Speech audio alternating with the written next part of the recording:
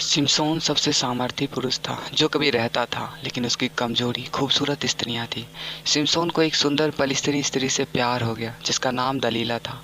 अब दलीला को पलिस्तियों ने एक बड़ी रकम देने का वादा किया था अगर वह उसकी अविश्वसनीय ताकत का रहस्य खोज सके। सिमसोन एक नाजीर था जो जन्म से ही प्रभु के प्रति प्रतिज्ञाबद्ध था, जिसका अर्थ था कि वह अपने लोगों का उद्धार करने के लिए परमेश्वर द्वारा उपयोग किया जा रहा था। इसके अलावा नाज़ीर होने का मतलब था कि वह दाख मधु नहीं पी सकता, ना ही अपने बाल कटा सकता था।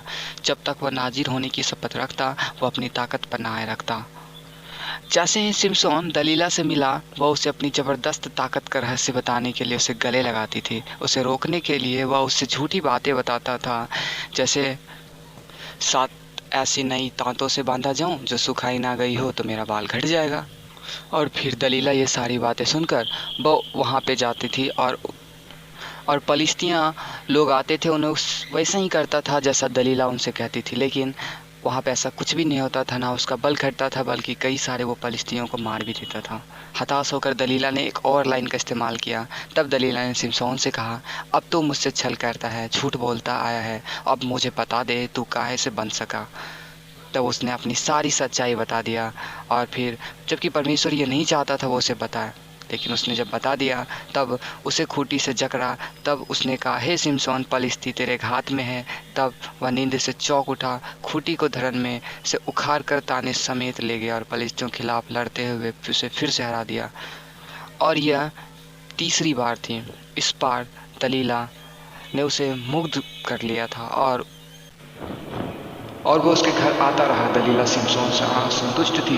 वह ऐसा चाहती थी कि पलिश्तियों ने उसे देने का वादा किया था, इसलिए वो अपने प्रेम के गले लगाने के साथ अधिक आकर्षण के साथ बनी रहे।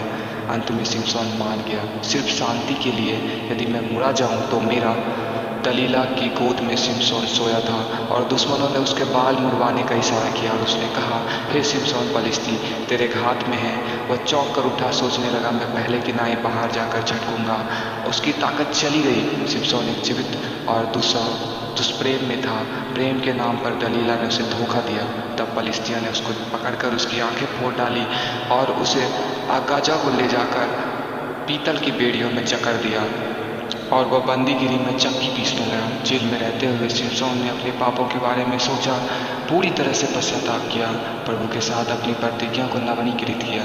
और जैसे जैसे उसके बाल बढ़ने लगे, उसने महसूस किया कि उसकी अविश्वसनीय ताकत लौट रही है। फलिस्तीनियों के झूठे देवता दोगोना के मंदिर में एक महान त्यौहार होना था और फलिस्तीनी के सबसे शक्तिशाली राजा सैन्य के धार्मिक नेताओं सहित 30,000 लोग मंदिर में मौजूद हुए जो अपने झूठे देवताओं की पूजा करते थे। उन्हें प्रसन्न करने के लिए सिमसोन को मंदिर में तलवार में लाया गया। तब सिमसोन ने उससे लड़के और जो उसका हाथ पकड़ा था कहा, मुझे उन कामों को जिनमें मैं संभा हुआ हूँ छूने दे, मैं उस पर टेक लगाऊंगा। जब सिमसोन दो स्तंभों के बीच में खड़ा था, तब सिमसोन ने यह कहकर यहोवा की दुहाई दी, हे प्रभु मेरी सुधि ले।